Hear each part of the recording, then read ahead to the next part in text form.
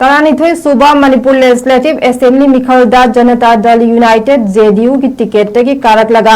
भारतीय Janata party BJP दा ओनसनखिबा MLA मंगा की मथक्ता थारखिबा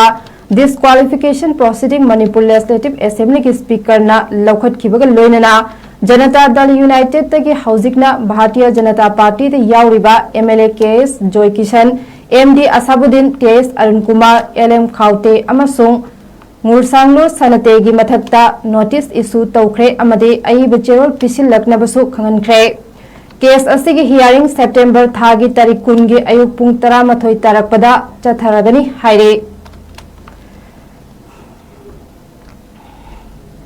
तरानिथोई सूबा Manipur legislative assembly मिखलदा Janata Dal United JDU की टिकेट की कारक लगा भारतीय जनता पार्टी बीजेपी दा ओनसनखिबा एमएलए मंगा की मथक्ता थारखिबा disqualification proceeding Manipur legislative assembly की स्पीकर ना लौखटखिबगा लोइनना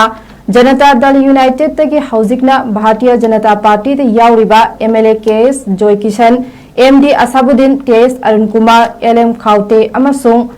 मुरसांगलो सनते की मथक्ता नोटिस इशू तौख्रे अमदे अईब चेरोल पिसिलकनबसु खंगनख्रे